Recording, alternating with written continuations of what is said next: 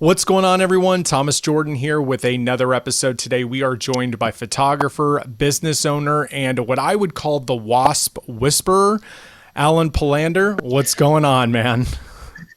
What's up, Thomas? How you doing, brother? Doing well, doing well. And I know I got to give context to people, but you are on a whole different level of obsessed when it comes to getting the shot, so much that you almost died getting that shot. Yeah, I mean it's so funny. A lot of people, some people that know the story, obviously point to it, and it's a hilarious situation. It is not funny when it happened to me because at the Yeah. moment I really thought I was gonna die. But yeah, sometimes I go beyond the means to try to capture that one photo that I find to be fascinating. And in this case, I was in Jordan, and we were in a wadi, which is basically a canyon, a stretch of water that is kind of elevating in depth as you progress through this canyon. And I thought to climb one side of the cliff to get this really nice look down shot of my friends jumping in the water and having fun. But little did I know that my arm would be immersed, fully into a wasp nest on the face of this cliff. And then I would appear in the hospital for 4 or 5 days. Uh, so it was definitely a head turner and an experience that taught me a lot of lessons in life. Well, that's one of those shots you just want to make sure that the lens cap still isn't on, you know?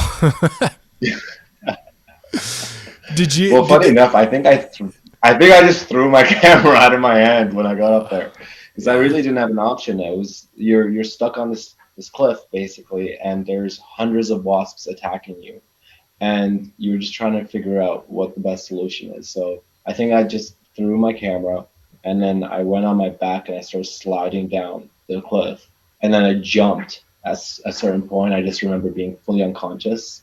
I don't remember being fully unconscious, but I remember my friends waking me up thinking that I just jumped in the water for fun, but they were like picking wasps off my face and my head. And It I was can, insane. yeah, I can't imagine the pain. Have you, and after that, have you had another experience to compare that pain to? Or something No, that was no. maybe worse, or was that the worst pain of your life?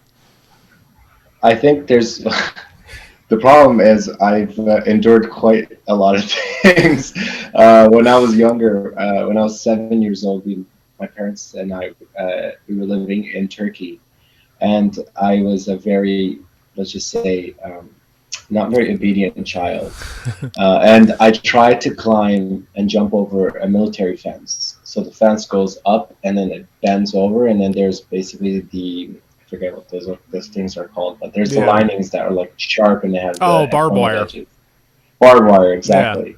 And so I jumped, but I got caught on the barbed wire, and I was hanging on it for about 6 hours, and it was just like embedded in the side of my ribs. I that was at a very young age, so I can't say that that pain was as bad as what I experienced as an adult, because I the pain from that experience in Jordan I still remember to this day, because you're not only just getting attacked by wasps, but you're falling, you're scraping your back, you're basically drowning at one point, and then they're pumping all this different medication in you to try to help you. So uh, it was insane. I felt like, and I think many people probably wouldn't even survive that situation. Somehow I was miraculously able to. Yeah. Did the well more? I'm glad you're okay, obviously. But how did the photo come out? Yeah, there was no photo. Oh, The problem was we got to the elevation that we were at. So the reason why I ended up getting into the wasp nest was because we got to a certain elevation where it's sandstone, right? So it starts to be very brittle and it starts to break. So that point in elevation was super dangerous, and I was like, okay, I'm gonna go left. My buddy was like, I'm gonna go right. I sure just followed my friend. He was a professional rock climber and everything, but I kind of just went with my perspective. And so by the time I did the actual move and turn, my camera was useless at that point. But my friends did capture a lot of photos of me during the actual I incident, bet. which was hilarious. Yeah, that was not fun for sure. For months on end, I was getting reminders of like what happened to me. So that was insane. Yeah. Yeah. Well, that's the thing. Before, I mean, obviously that wasn't your first photo shoot, but where did it all start for you? Like, when did you know exactly that I really want to be a photographer? Yeah, I mean, it was very early on. I was traveling around Europe at a very young age on my own. I think my first Euro trip was like 15 years old or so.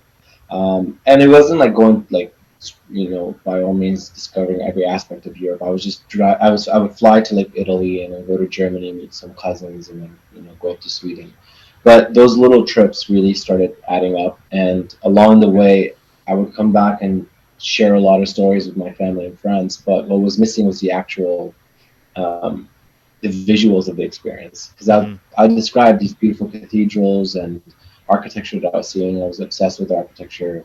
I was hoping to become an architect since I was a child. So um, when my parents finally got me a camera, I'd go back out and I would start capturing these experiences and share them with everyone, my friends. And as I was posting them to like MSN and Facebook and any application that was available at the time, people start recognizing that like, hey, you actually have a good eye for this. Maybe you should do something else with it. And then you start to dabble into like taking pictures of your friends, doing engagements, weddings, all that good stuff. I didn't last too long in the wedding industry, but it was still a big part of the learning process for me for sure. And what camera did you start with? The first camera I had was a Sony CyberShot, and it was It was what was it? The pixels were 1.2 megapixels or something like that. Yeah. Yeah, it was very. I think I still have it somewhere in my house, but my dad also was a photographer when I was younger. Oh, But cool. like he wasn't doing it professionally; he was just doing it as a hobby. So I remember seeing cameras in our house, but I never really touched them at that time. And he always would collect like old nice cameras, and so I would see them, but I was exposed in a different way. Yeah. And did you have a was that camera the one where did it have like a zoom on it already built in, or did it have like separate lenses and things like that, like different focal lengths? I think that one it didn't have a zoom on it. It would just like you turn it on and then the lens would pop out and that's it. Yeah. Well, So I think that was like maybe 4 or 5 years later. Then they added the zoom feature and a lot more options to the camera. I can't. I think I'm pretty sure they only had like 3 different button options on it as well. It was very limiting. Also, my parents weren't going to buy me the most expensive camera. yeah. They were just like, "Here's one that we found. Go use it, child." Yeah. And Yeah. you said your dad used it, was a photographer as like a hobby. Did he kind of show you the basics, or were you more self-taught, or? He didn't teach me anything about photography. Huh. My dad, I don't think even realized that I would ever be a photographer. It's Yeah. still funny because they still really don't understand what I do for a living. But no, my dad was more. My dad was the mayor of the city that we were living in Iraq at the time. So he was just like a politician, and he just had this. He had the ability to purchase things like that. So he was buying cameras and taking pictures of family and friends and stuff like that. But I don't even remember really touching the cameras or really getting exposed to them in that sense. And when I got older and I finally had my camera, my dad really wasn't about it either. Like he wasn't like, oh, let me show you how to use this. He didn't really care. But now he's like, okay, this is kind of cool. Yeah. You've done something very big with this. I'm like, yeah. And do you remember the first picture you took? I think so.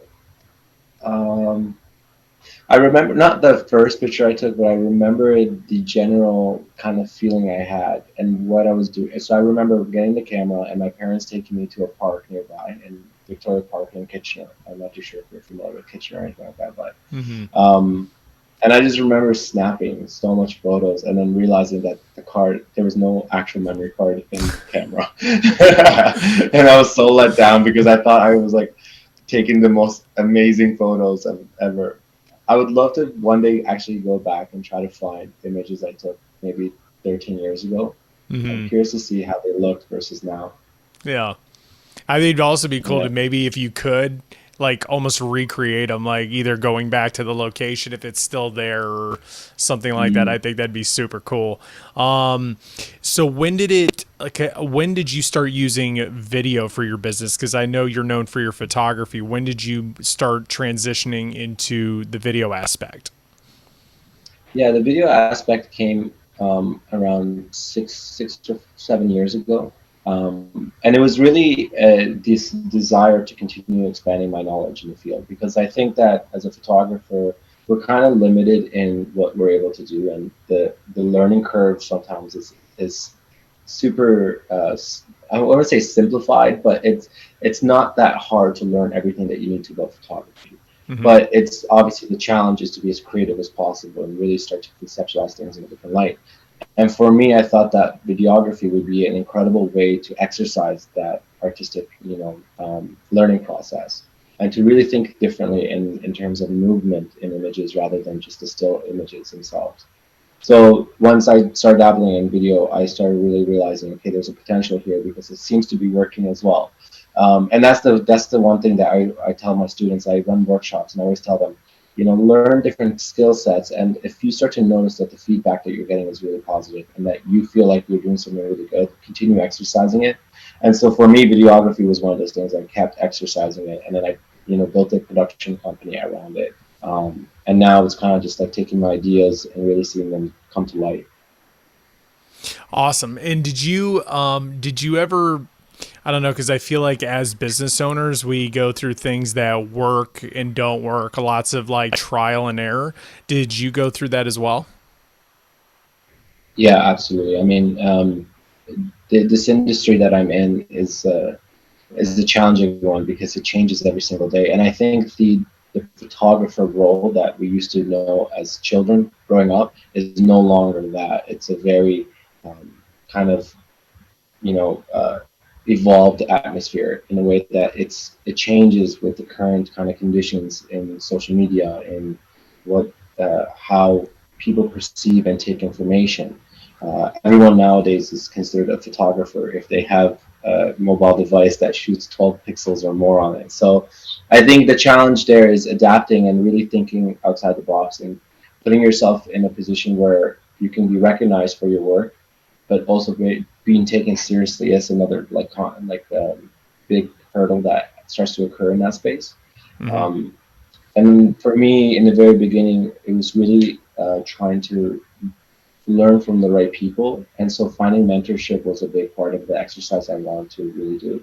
And it was impossible. I tried reaching out to so many photographers. And at the time, YouTube wasn't a thing, so it's not like I could just go on YouTube and learn a million things about photography, and take people's workshops and stuff like that. But in Toronto, mentorships weren't coming by, and so I just said to myself, I'm gonna have to teach myself this and be able to learn through the ups and downs of it. Yeah. And who are some of your mentors that you look up to and that you've actually invested in yourself? I don't really have any, I would say, mentors in the photography space, because I simultaneously, while I was doing photography, I was pursuing my architecture degree.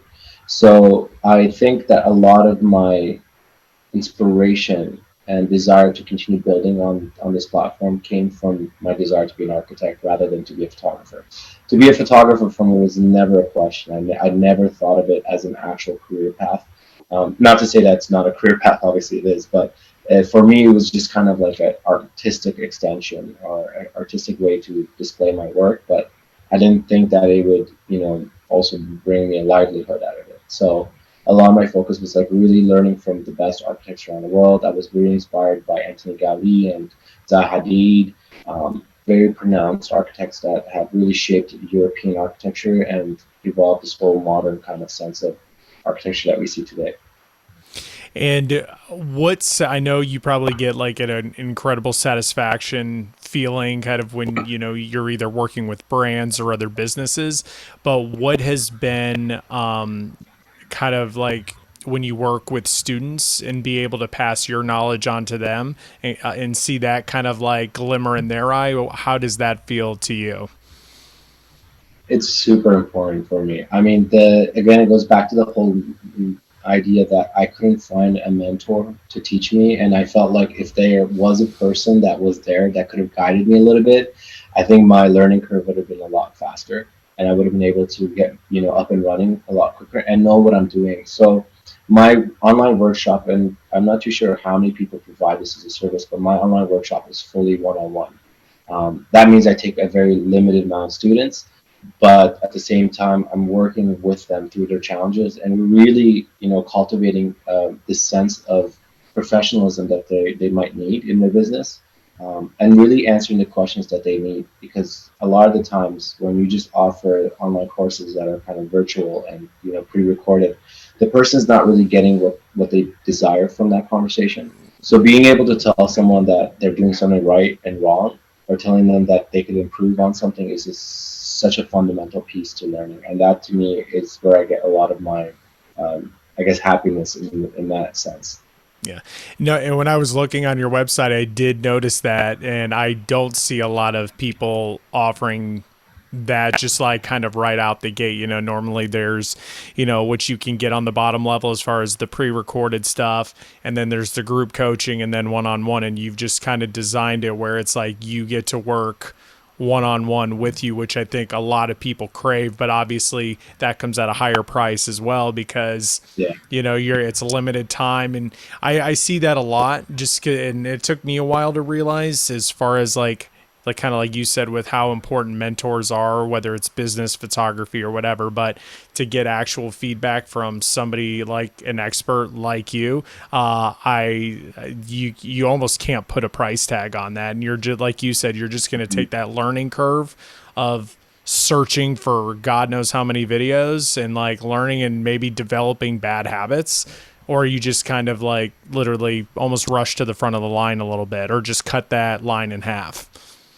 Exactly. It's definitely a way to expedite your all the nuances that come along the way. And for a lot of these students, I think it's an amazing opportunity to be able to talk to the person that they might look up to, right? I think a lot of the people that I was inspired by were so far away and distant from me. So I was only able to appreciate their work and see what they were doing, but I never really got the sense to learn from them and learn about their mistakes and their challenges. And to a point, to get to even a bigger point, like I even considered applying to architecture school in London because I knew Zaha Hadid was an associate professor at the university.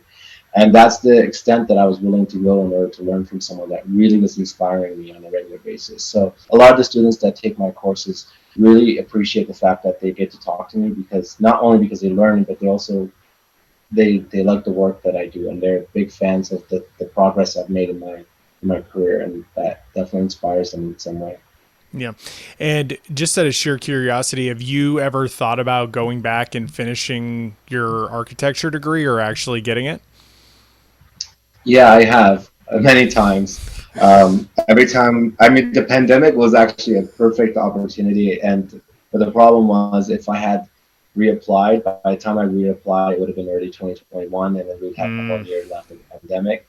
But I mean, if I projected that there was going to be a 2 year lockdown, I could have potentially fit in that master's degree in there, because I did have a lot of downtime since I wasn't traveling. But yeah, I mean, I think down the road, I truly believe that we change career paths every 10 to 20 years, and that's something that I'm willing to do as well. I love what I do for a living, but I'm always open to see what's going to come through the pipeline next, and if something inspires me or something feels like it fits well with my lifestyle, then I'll kind of pursue it. And I'm already starting to adapt in little ways here and there. And certain changes are starting to be made in my personal business as well, so I can start to prepare for stuff like that. I was gonna say, can you talk about that a little bit, as far as maybe you've been doing this for so long, and is there something else that you may have wanted to start that you have been kind of like dabbling in a little bit? Can you talk about that yet, or can you? I don't want to like pressure you to Yeah, release no, of some big course. thing. So Yeah, no, of course. I think so. In the last, I would say 3.5 years, I've been really trying to put together my production company in the right way. And one of the biggest things for my production company is for me to be more of the kind of umbrella of it rather than the working force behind it.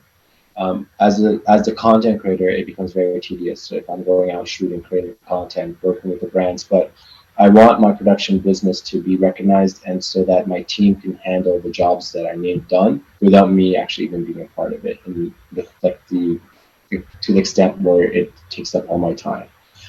So in doing so, I'm trying to partner with specific companies, and it's more of an art direction kind of title versus being on ground as a creative director or leading the production. Um, I can't specifically say which client right now, but I mean it becomes more and more obvious as you start to see my work in certain spaces, especially in the automotive industry. I'm very passionate about Formula One racing, and that's something that I definitely think that it's a right fit with the type of work that I'd like to do in the future. Yeah. And how has that, like, I know you could probably see the pivot coming. Has that been a hard thing to kind of like mentally unpack? Like, for example, like when I was in, I think I let you know that I was in the news industry for a very long time, and I thought I wanted to be the next Seacrest, and like that's what I wanted to do. And then I found entrepreneurship and all this stuff, and I don't know, it's weird to see that dream that I held so high for so long just kind of, I don't want to say die, but that's the only word I can think of. And then, pivoting into like business was kind of a hard pill to swallow. I don't know if you felt the same way, or was it a smooth transition? It is. I mean, it is a very challenging situation to be in because you're kind of letting go of one thing to pursue something else. But I think that's also super energizing, and it fuels your soul in a way because you're Mm-hmm. kind of like, oh wow, I have a bigger purpose, or I have something even better to look forward to.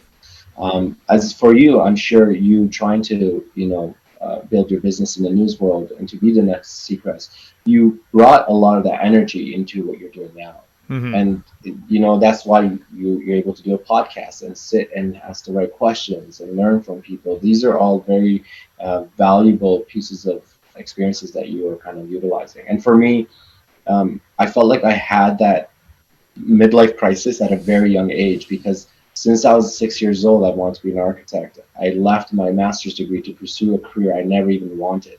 So it was one of those moments where I really had to dive deep into a lot of big questions in my head. Like what does this mean trajectory wise? What is my life going to look like in 5, 10, 15 years? Because um, we start to really paint a picture of how we imagine our lives to be, and as kids, we're told that that's the right way to go and approach life. But when I step back and I sometimes look at that mirror, I just see a whole bunch of very, craziness kind of happening all over the place. And that's life, and that's where you Mm-hmm. start to really look back and you're like, you know what? I don't want that to look perfect. I want it to look like a mess.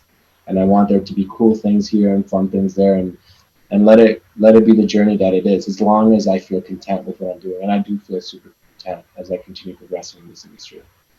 And how do you deal also, and this kind of piggybacks on top of that, when you do you ever feel like you're like quote unquote starting over, and is it more of like a, oh man, I've got to start this over again, or is it more of like a sigh of relief?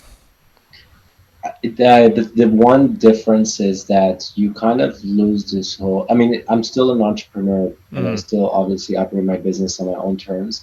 But when you start to do certain types of collaborations that are, pretty big on the paper, you start to lose a little bit of the control. And I think the control is what is very detrimental to creatives, mm-hmm. because as creatives we want to have the control in our hands so that we can be expressive and be as visually interesting as we want. But as you start to progress in your career path, there will be those moments of the ceiling kind of pushing you down and saying like, this you've passed the point of no return in a sense. You have to find another way out kind of situation. And so I'm really adapting. I'm learning. I'm talking to the right people. I'm being open-minded to the different avenues that various different industries bring to me. Um, and when you also grow as an adult, you also have different responsibilities, and those responsibilities start to dictate how you live your lifestyle too. So I can't just be always on the go, running from one plane to another, even though today I just got back from New York. But that lifestyle needs to change and you need to adapt. I think building the foundation for your business is a very important process, and that you need to put 180% into. And that does mean rigorous, late nights, no sleeping, grinding, just making sure that the foundation is built. Once the foundation is built, it's really easy to kind of go back and forth and swing into different avenues. Yeah. And what you described is also like, it's just interesting because you see online like that what you just described was is hustle culture. But I always say it's like, if you're doing those lots of late nights, lots of sleepless nights, but if it's for you and it's what you love to do, is it really hustle culture? Because it's not cool to make your eyes bleed or like you're working 16 hours a day versus working a job that's like 9 to 5. Yeah. I just think that when it comes to working hard on something like that, it doesn't, I wouldn't constitute as hustle culture because, like you just said, once the foundation is built, then it's just a lot easier. But that damn foundation, though, man, Yeah. That is foundation. something. It is, and that's the one thing I always tell my students. It's like build your foundation, build what you need to have what you want in life without sacrifice. And compromising there is very important as well, because when you are hustling and you are really putting a lot of energy and time into things, you're also forgetting about other aspects of your life. So I find that a lot of people who are super career driven don't really have a very big social life. And that wasn't something that I was willing to compromise in my life. So I had to really balance the playing field for myself and say, I still want to go out and party and meet friends and hang out. And I want to be able to still work and be very good at what I do. And so, how do you balance all these different variables? And everyone has their own path, everyone has their own answers, but it has to, like you said, if it feels good, it makes you happy, then let that be your lifestyle because it fulfills you. And how do you maintain discipline as a creative and an entrepreneur? Because there are famous quotes out there that says that like no one's gonna wake you up, no one's gonna help you work, no one's gonna force you to take that online course to figure out business and Mhm. taxes and SEO and funnels and see it. I mean, the list just goes on. So how do you deal with the discipline when it comes to being in business as a creative? Yeah, I mean, there's that's a big question. There's so many different ways. I think one of the driving forces behind me staying on top of things is my clients. When you have a steady client base, you start to just work and you become very efficient at what you do, and you know that someone else is relying on you and your time. Another thing is, and I tell this to my students, and I tell them in a way that like they have to take with a grain of salt, is to have a good amount of ego. Hmm. Ego fuels a lot of work and allows you to really keep on going with what you're doing, because ego is what's giving you that whole answer to say that like you're doing the best and you are the greatest, and you're backing your own self up. And I think, which is why if you look at most of the most the most creative and successful entrepreneurs, they have a big ego and they fill that room with their ego. But there's two different forms of ego, at least that I notice in the world. There's ones that they know their accomplishments, but they're not using their ego to belittle others. They're using it to uplift others, but they know that they've done and accomplished the things that they wanted. Like this weekend or this in the last couple of days, I met Jordan Belfort, Oh um, wow. and I was at an event with him, and I sat with him, and we talked a little bit, and we were chatting about how successful he's been in and how his career path, even though he was already super successful, there came another moment in his life where even more successful to him. And I was like, how do you balance that? Because imagine being already at the top, and then all of a Mm-hmm. sudden, Hollywood decides to put you in this movie, and you're now even elevated to another degree of fame. And he said it's about balancing your life and really taking things as they come along. And it's like you have to act like a sponge. You know, things will be thrown at you. You just got to absorb them and know when to kind of decompress. Um, and so there's a lot of interesting people in the world that have done really great things, and their ego is not a negative, is not a bad thing. I find it to be a very inspirational aspect to who they are. Um, but in our day and age, it's easy to say that someone with an ego is someone who's, you know, is self-centered and egotistical. But I find that that's very important to be successful, because not everyone's going to back your ideas up, and not everyone's going to believe in you, and no one's going to wake you up at 8 a.m. in the morning Yeah. every day. Yeah, and it's interesting you say that about ego. I actually talk a lot about that because being in the entertainment industry and being in the news industry, the ego on people is like the bad kind that you're talking about. And I just remember I saw it all the time. And when people would be people would be at the bottom and they would get like a sprinkle of success, you would have thought they were the Burger King, right? It was just, and I swore to myself, I was like, you see this on a daily basis. I saw more Yeah, so in broadcasting. I saw it on the Hollywood side, and it's just like, you will never ever be like that. Like, it's just yeah, like, but like you said, you have to have an ego somewhat, but there's obviously good and bad. And I'm curious, when you talked to Jordan, and what he said, I feel like is one of those phrases where, oh, you've got to have balance. And we hear that all the time, but for some reason, when somebody else says it, like Jordan, it maybe hits home just a little bit harder. yeah. I mean, it's like, well, yeah, exactly. When you have a minute or 2 minutes to spend time with someone who has achieved such a, you know, extensive, uh, I don't even know how to So describe yeah, like success. his Yeah, I empire. mean, His fame. empire is Yeah, very big. Yeah, the whole, you know, 9 yards. He's achieved many things that many people dream of.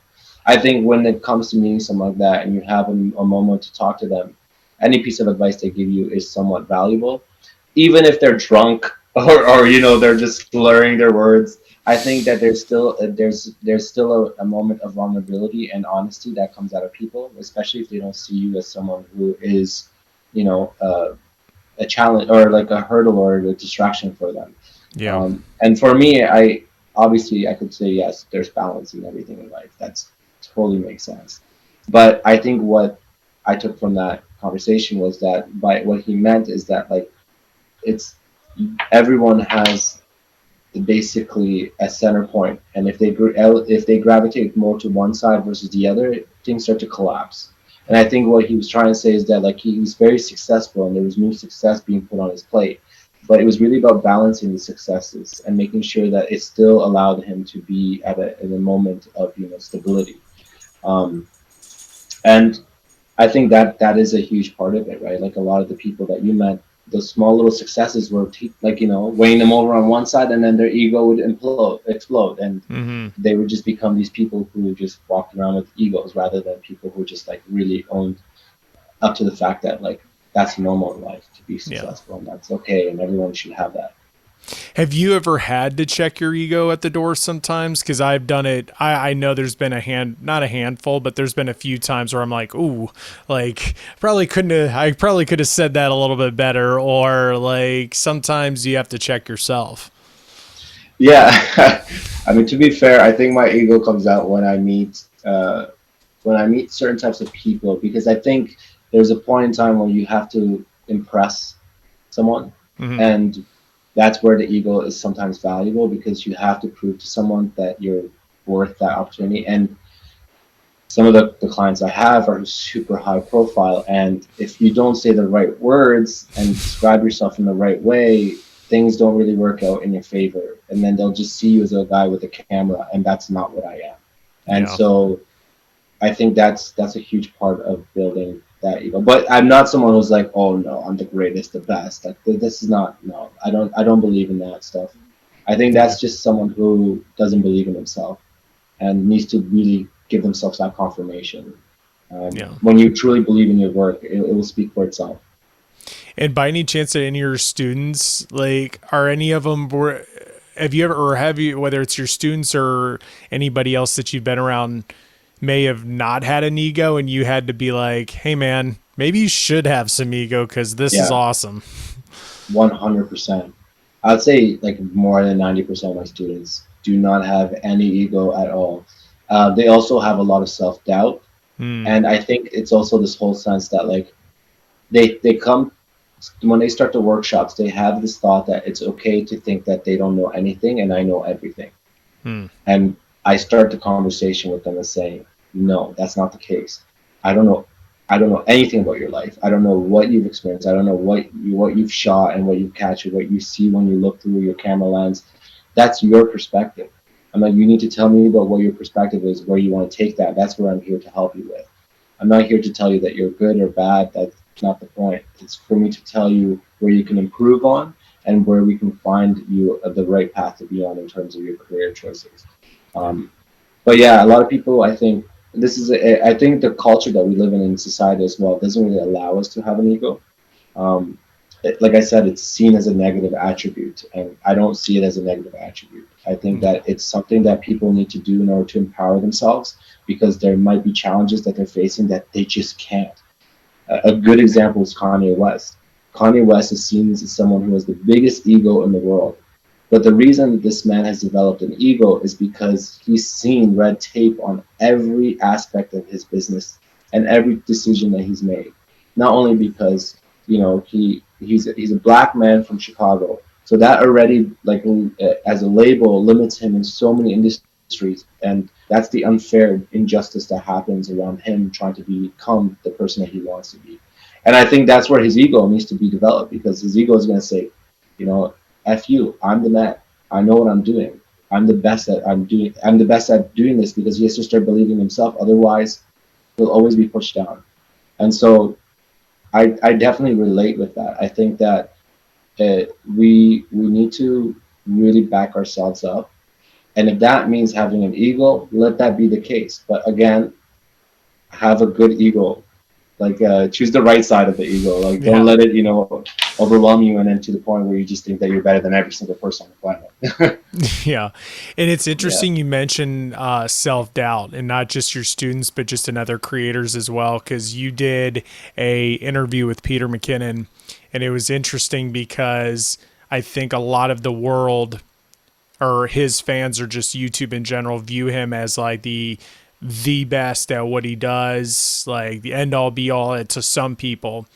Mhm. And for him to be like so invested in like your opinion on like, oh, what I should do to like, oh, like I could almost see the self-doubt in him. So it was just kind of like a peek behind the curtain. Like even people like yourself or him who are at the top still have a little bit of self-doubt because people who are just starting or maybe even like the mid to high level still have self-doubt too. But I just thought it was a very like cool moment to see like a genuine like he is genuinely curious about your professional opinion on his work.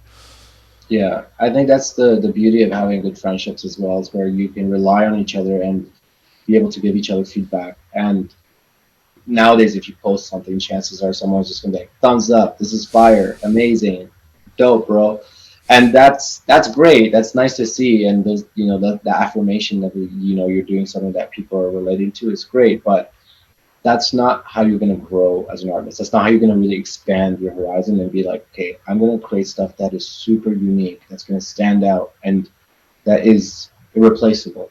And that's where a lot of my friends and I, we have conversations around the content that we produce. I share my work with them and I say, guys, what did you think of this? Was this good? Should I change this? And it's like a good feedback opportunity. And that's something that I always tell everyone. It's like you should always have people that you can like really bounce ideas off of. People who really want the best for you as well. That's another huge part of it.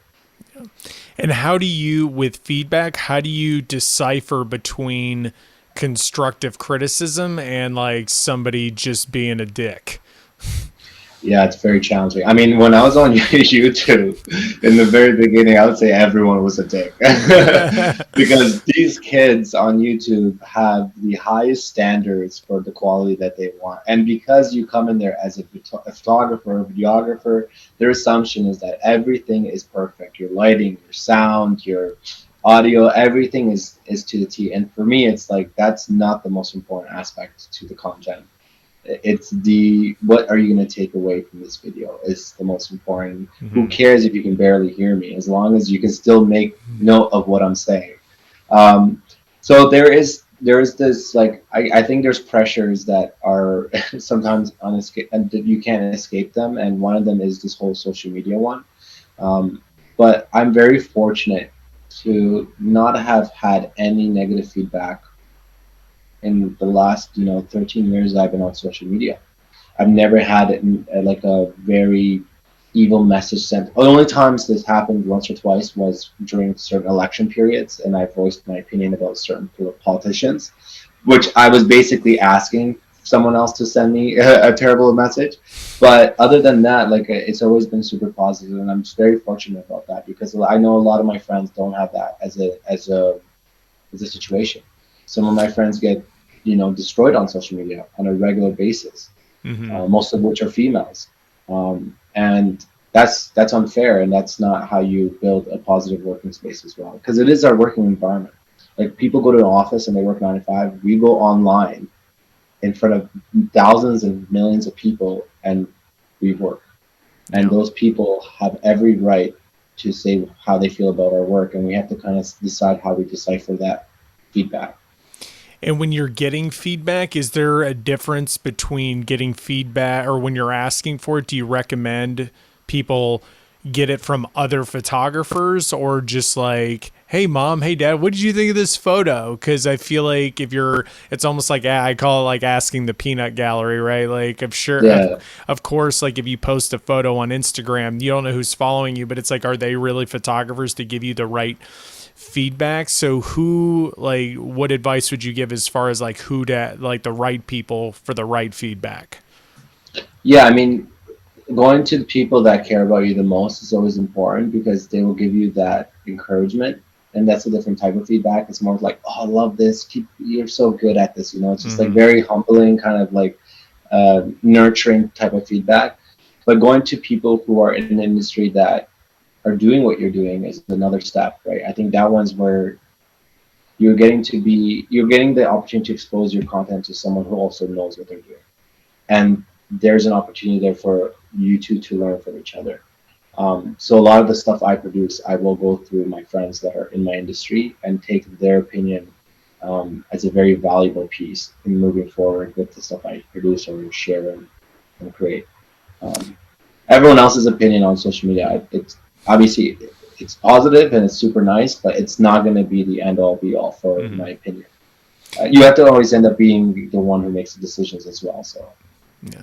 And how do you know when a piece of content is done? Let's just keep it simple. And like one of your photos, you send it for feedback. Like, how do you know when you take it all in and then it's done? Because if not, you're gonna sit there and pick at it for like, it's yeah, never gonna get posted. it's never done. Oh my god, it's never done. The problem is, I would say I'm the perfect definition of a perfectionist. Like, I really believe that when you create a body of art, it should take you a long time to put together. And we are now in an era where if you spend more than a day on it, you're too long, and that's terrible. I don't like this whole like think about it. I post 4 to 5 times pieces of art a day, a week. That's insane. That's like Picasso painting, Yeah. 10 paintings a day and posting it and sharing it and traveling. I think there's a lot of like there needs to be a slowdown of what's happening in our industry, but it's not. And that's the one reason why I'm kind of almost trying to step away from it, because a lot of new applications are being introduced, like TikTok. TikTok even further emphasizes this whole quick notion of quick, information. Um, Videos that will take 20 minutes for you to describe something, now you have to do in 15 seconds. So people's attention spans are very, very little, and the amount of work that we need to produce now is times three. And I don't believe that's art. I think that's just feeding an engine that is needing, that energy from you. And I think sometimes it's very important to slow down. And I do this a lot on my YouTube channel. I'll take a month off and I'll come back and be like, hey guys, I'm sorry I was gone for a month, but I really needed to take just a step back and relax, because that's a lot of pressure to be constantly creating art and constantly evolving. And the bigger you are in your career path, the more demanding your audience gets. So like someone like my friend Peter, I know how demanding his audience is. I know what they're looking for, and I know that he has to keep his standards very high. Otherwise, people will come at him with opinions, and that's not cool. But he doesn't care either. He'll just do whatever he wants, which is nice. But I think that there's still a lot of pressure in our industry. Yeah. How long did it take you to get to a level of like you really don't care what they say or what any of your followers and subscribers say? You're going to do it kind of your way because it's your channel? Honestly, I stopped caring from the day I started posting. And the only reason was because I never wanted to be a photographer. I didn't want to be a social media influencer. I never wanted to be a creative director. These are not things that were in my perspective at all. So everything I was doing was just for fun. And when I started making money doing it, I was just like, okay, this is cool. When it became my livelihood and my business, the pressure of people's opinions did not matter for me. What mattered for me is how I build my business. What kind of clients do I have? What's the trajectory of my business, and how am I going to evolve it on a regular basis? Those are the bigger, more fundamental questions that I have to answer, rather than some kid on Instagram sending me a message. Yeah. Well, man, I could keep asking. I mean, I could keep going for hours, but as far as like just kind of, or actually, you know what, real quick, have you ever I'm always curious when you get to a certain level, did you ever just want to like stop, like period? Like, I think not, I don't know if you may have been burnt out from all the photos and all the videos and all the YouTube. And like you said, feeding the engine. Have you ever just wanted to just kind of been like, okay, I think I'm done for a while? Yeah, that happened to me actually in 2019, right before the pandemic. I was on that like trajectory, because I was really being burnt out. I was traveling 280 days out of the year. I had literally projects on top of projects on top of projects, and I was one of those people who just thought I could take on everything and do everything. And you get to a point where you're just like, wait, I don't even have time for myself. Mm-hmm. I haven't really just sat with myself. I haven't just gone on a vacation and paid for it and like actually enjoyed it because I paid for the food. Like, and so these are things that were really missing. And I was like, I've been doing this for so long now that it's a different type, again, of pressure that you get when you're on social media and you're a social media personality versus when you just have a normal lifestyle and a normal work and life kind of balance. You lose a lot in order to gain a lot in this industry. But then the pandemic happened and I had my 1 year of relaxation and I thoroughly enjoyed it. Like, people were going crazy and like all my friends were like having, life questioning mental health issues. And I was just like, this is awesome. I was like, oh my God, this is what it feels like to just chill. Like, I forgot how it felt just to play a board game and just like relax and not be looking at my phone and asking, like, trying to go and jump on an airplane. Like, so it was a wonderful opportunity just to like really calm down. And so it reset me a little bit. It reset a lot of my priorities. Mm-hmm. And I got a little bit better and a clearer perspective on what I want to do in the future now. So yeah. And to actually wrap it up this time, if you were to hang it up, if you were like, there was no, like, you were just, that was it. Like, you had one more piece of content that you would create, what would it be and why? Yeah. What would it be? Why? And what would the message be behind it? Well, that's a big question. Yeah, I know. I think the one thing that I've been really, like, not spending a lot of time on is I came to Canada as a refugee, and I remember vividly that experience. And I know how hard it is to be a refugee. I know how hard it is to immigrate to a new country, to assimilate into a new culture, learn new languages, the whole, you know, learning and adaptation process. And so one thing I've always been really eager to do is do some sort of documentary, really filming that experience and talking about it, and helping those who are going through something like that. Because everyone needs to build their, their base, so, and their foundation in order to be able to help others. And I do believe in that. I mean, it's always important. I help people all the time, but I think when you really want to make a big impact in the world, you have to be ready for it. And that's something that I've been like really driving to get to a point where I can support people in a much greater level. And that's something that I definitely think would be like my hanger. But who knows? That might even open up bigger opportunities. So I can't really say. I was gonna say, Yeah. when that finally comes out, I might have to stitch it and be like, Yeah. some was there. Awesome, man. Well, dude, I appreciate your time and everything. And where can everyone find you online? Yeah, absolutely. I appreciate your time as well. You can find me on Instagram, Alen Palander, and it's Alen Palander across all the social media channels and on my website as well. So super easy to find. Yeah, and I will, whether you're watching this on YouTube or listening to it via podcast, I will link everything in below. And once again, Alen, I really appreciate it. Thank you so much, man. It's been a pleasure.